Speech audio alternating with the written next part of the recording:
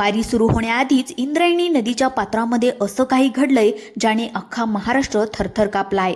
अवघ्या एका तासामध्ये इंद्रायणीच्या काठावर जे काही घडलंय ते पाहून तिथले लाखो वारकरी थेट जीवाच्या आकांताने पळत सुटलेत। आळंदीतून ज्ञानेश्वर माऊलींची पालखी निघण्यापूर्वीच इंद्रायणी नदीमध्ये एक अशी अंगावर काटा आणणारी आणि अद्भुत घटना घडली आहे ज्याने थेट राज्याचे मुख्यमंत्री सुद्धा चकित झालेत। गेल्या 2 ते 3 दिवसापासून आळंदीमध्ये इंद्रायणी नदीला एवढा प्रचंड पूर आला होता की आळंदीला जोडणारे 4ही पूल पाण्याखाली गेले होते। आळंदीचा संपर्क पूर्णपणे तुटला होता।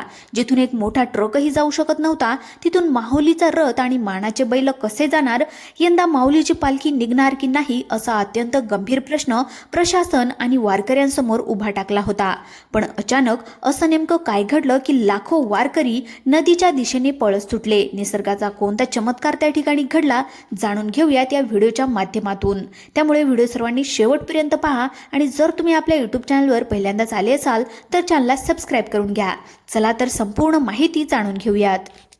एक अशी घटना घडली आहे की जे गेल्या 150 वर्षामध्ये कधीच घडली नव्हती। याला लोक चमत्कार म्हणत आहेत तर काही देवाची कृपा म्हणत आहेत, कारण की यंदाची पालखी आता रद्द करण्याच्या स्थितीमध्ये आली होती। नियमात मोठा बदल करावा लागला होता, पण निसर्गाचा एक असा अद्भुत चमत्कार घडला की ज्यामुळे वारकऱ्यांमध्ये एकच जल्लोष सुरू झाला। मग अचानक एका तासामध्ये असं काय घडलं इंद्रायणीच्या पात्रामध्ये की ज्यामुळे राज्यात आनंदाची लाट निर्माण झाली। वारी निघण्याच्या 1 तास आधीच इंद्रायणी पात्रामध्ये असं काय अद्भुत घडलं की अक्षरशः मुख्यमंत्री देखील आश्चर्यचकित झाले आहेत। चला जाणून घेऊयात संपूर्ण सविस्तरपणे रिपोर्ट। शेकडो वर्षापासून चालत आलेली एक पवित्र परंपरा तीही आज होणार होती। आळंदीतून वारीचं प्रस्थान यंदा 8 जुलै रोजी दुपारी 3 वाजताच्या आसपास माऊलींच्या पालखीचं प्रस्थान होणार होतं। लाखो वारकरी विठ्ठल नामाचा गजर करत अलंकापुरीमध्ये दाखल होणार होते, पण विठू माऊलीच्या या भक्तीच्या रंगामध्ये अचानक निसर्गाच्या कोपानं विघ्न आणलं होतं। 2 दिवसापूर्वी आळंदीच्या परिसरामध्ये प्रचंड ढगफुटी सदृश्य मुसळधार पाऊस सुरू झाला। पाऊस इतका भयंकर होता की 7 जुलैच्या रात्रीच इंद्रायणीच्या नदीने धोक्याची पातळी ओलांडली होती। स्वतः मुख्यमंत्र्यांनी इतिहासामध्ये पहिल्यांदाच सांगितलं होतं की वारकऱ्यांनो आळंदीमध्ये येऊ नका, कारण की आळंदीच्या गावामध्ये पाणी शिरलं होतं। आळंदी नदीच्या शेजारचे अनेक धर्मशाळांचे पाणी शिरलं होतं, पण अचानक आता वारी धोक्यामध्ये आली होती। पालखी रद्द होणार की काय असा एक संशय निर्माण झाला होता, पण वारी निघण्याच्या आधी अचानक एक असा चमत्कार घडला की ज्यामुळे अक्षरशः वारकरी धावू लागले। इंद्रायणीच्या पात्रामध्ये घडलेली ती अद्भुत घटना जी पाहून वारकरी आनंदाने उड्या मारू लागले। खरं तर काल रात्रीपर्यंत परिस्थिती हाताबाहेर गेली होती। अतिशय म्हणजे वारी रद्द होते की काय असं झालं होतं। माऊलींच्या मुख्य मंदिरामध्ये पाणी शिरतं की काय अशी परिस्थिती काल रात्री निर्माण झाली होती। आळंदीमध्ये वेगवेगळ्या दिंड्या काही दिवसापूर्वीच येऊन ठेपलेल्या होत्या। ते भाविक जागोजागी अडकून पडले होते। काही दिंड्या नदीकाठच्या आश्रमांमध्ये धर्मशाळांमध्ये मुक्कामी होत्या, पण मध्यरात्री अचानक पाण्याचा प्रवास वाढल्यामुळे अक्षरशः त्या धर्मशाळेमध्ये पाणी घुसलं। वारकऱ्यांचा जीव धोक्यामध्ये आलेला पाहून NDRFच्या टीमला पाचारण करण्यात आलं। NDRFच्या जवानांनी रात्रीच्या अंधारात अचानक त्या वारकऱ्यांना सुखरूपपणे बाहेर काढलं।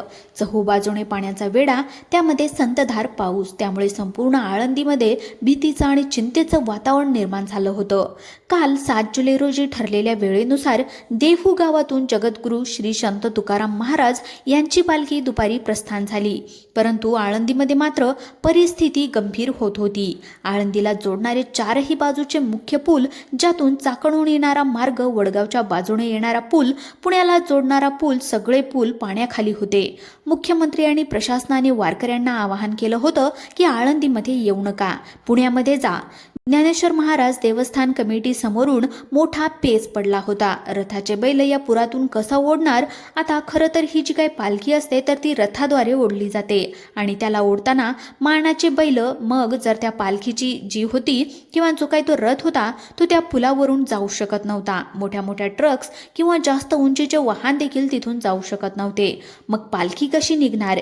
हेलिकॉप्टरद्वारे पालखी घेऊन जावी की काय असा देखील ऑप्शन त्या ठिकाणी विचार केला जात होता, कारण की काही तासावरच आता पालखी निघणार होती. आता सगळे विधी त्या ठिकाणी सुरू झाले होते. पूजा अर्चना सुरू झाली होती. मग काय करावं लागेल हा मोठा प्रश्न त्या ठिकाणी होता. पण माऊलींची वारी आणि परंपरा आता बदलणं अशक्य होणार होतं, कारण की वारकऱ्यांच्या भावना दुखावणार होत्या. जिथे तुकोबाराय आणि ज्ञानेश्वर माऊली यांच्या पालखीची भेट होत असते आणि मग कसं होणार हा प्रश्न सगळ्यांना पडला होता. पण म्हणतात ना, जसा भाव तसा देव. वारकऱ्यांच्या माऊलीचा संजीवन समाधीवर असलेला अतूट विश्वास अखेर फळाला आला. काल रात्री एक चमत्काराची सुरुवात झाली. काल रात्री उशिरापर्यंत पावसाचा धुमाकूळ सुरूच होता.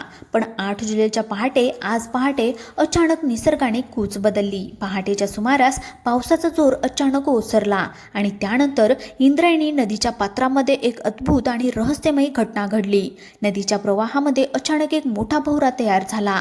एका बाजूने पाण्याचा वेग वाढला आणि बघता बघता काही मिनिटातच पुलावरून वाहणारं पाणी झपाट्याने खाली उतरू लागलं. हा वेग इतका अकल्पनीय होता की एका तासाच्या आतमध्ये घरांमध्ये घुसलेलं पाणी, आश्रमांमध्ये घुसलेलं पाणी आणि आळंदीच्या इतर दुकानांमध्ये घुसलेलं पाणी हळूहळू ओसरू लागलं. खरं तर हे एक चमत्कारच म्हणावा लागेल, कारण की दुतर्फा पाणी होतं, पण पुलावरून पाण्याचा जो काही वेग होता तो मात्र ओसरत होता. पुण्यामध्ये थांबलेले वारकरी आता अचानक आळंदीच्या दिशेने पळू लागले. नेमकं त्या एका तासामध्ये काय घडलं? अचानक तो भोवरा कसा काय तयार झाला? कारण की तो भोवरा सॅटेलाइटच्या इमेजमध्ये देखील दिसलाय. आता हवामान तज्ज्ञ त्याचा अभ्यास करत होते, कारण की कोणत्या स्थितीमध्ये अशा स्थितीमध्ये भोवरा तयार होत नाही. मग कसा काय भोवरा तयार झाला? खरं तर सगळ्यात आधी चाकणहून आळंदीमध्ये एंट्री करण्याचा जो काय पहिला पूल होता तर तो रिकामा झाला.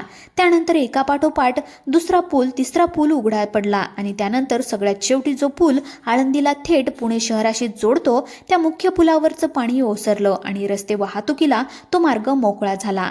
आता हा निसर्गाचा चमत्कार पाहून तिथले स्थानिक नागरिक, प्रशासकीय अधिकारी सर्वच जण अगदी थक्क झाले. जो पूर ओसरायला किमान अक्षरशः 4 ते 5 दिवस लागले असते, पण तो एका तासामध्ये गायब झाला. या चमत्काराची दुसरी बाजू म्हणजे अक्षरशः इंद्रायणी नदी कोरडी झाली अशा प्रकारची चर्चा त्या ठिकाणी सुरू झाली. वारकऱ्यांच्या अगदी स्नानासाठी देखील तिथे जागा झाली. हा अद्भुत नजारा आणि पाण्याचा वेग पाहून आळंदीमध्ये एकच जल्लोष झाला. माऊलीचा गजर करत लाखो वारकरी नदीच्या घाटाकडे जाऊ लागले. पुण्यामध्ये थांबलेल्या वारकऱ्यांना जेव्हा ही बातमी समजली तेव्हा तात्काळ त्यांनी आळंदीच्या दिशेने भरधाव वेग घेतला. टेम्पो, ट्रक, पिकअप गाड्या हे सर्व करून वारकरी आता अलखापुरीमध्ये दाखल होऊ लागले. सोशल मीडियावर या अद्भुत चमत्काराचे व्हिडिओ वाऱ्यासारखे व्हायरल झाले, जे पाहून सर्वच जण आश्चर्यचकित झाले. आता या संपूर्ण घटनेवरून हे सिद्ध होतं की वारकऱ्यांची भक्ती जिथे असते तिथे निसर्ग देखील देवापुढे नतमस्तक होतो. हवामान खात्याने आणि जाणकारांनी दिलेल्या माहितीनुसार आजपासून म्हणजेच 8 जुलै महाराष्ट्रामध्ये जो आहे तर तो एक प्रकारे खंड घेतलाय. आता हवामान खातं सांगतंय की 8 जुलैपासून 20 जुलैपर्यंत खंड असणार आहे. म्हणजेच एका दृष्टीने माऊलींच्या वारीसाठी स्वतः वरुणराजानं आपली घोडदौड थांबवली आहे आणि वारकऱ्यांना सुखाचा प्रवासाचा आशीर्वाद दिलाय. यंदा 25 जुलै रोजी आषाढी एकादशी आहे. म्हणजेच आषाढी एकादशीपर्यंत आता पाऊस अशीच विश्रांती घेणार आहे, ज्यामुळे वारकऱ्यांचा हा भक्तीचा प्रवास कोणत्याही अडचणींशिवाय होणार आहे. सुरुवातीला ज्या वारीवर पुराचं संकट होतं ते संकट माऊलीच्या कृपेने अवघ्या एका तासामध्ये दूर झालं. आता माऊलीचा रथ आणि पालखी सोहळा थाटामाटामध्ये आणि परंपरेनुसार वाटेवरून रवाना होतोय. तुम्हाला माऊलींच्या या गोष्टीबद्दल, या अद्भुत चमत्काराबद्दल काय वाटलं आम्हाला कमेंट करून नक्की सांगा. चॅनलवर जर नवीन आले असाल तर सबस्क्राईब करायला विसरू नका आणि कमेंटमध्ये रामकृष्ण हरी नक्की लिहा. धन्यवाद.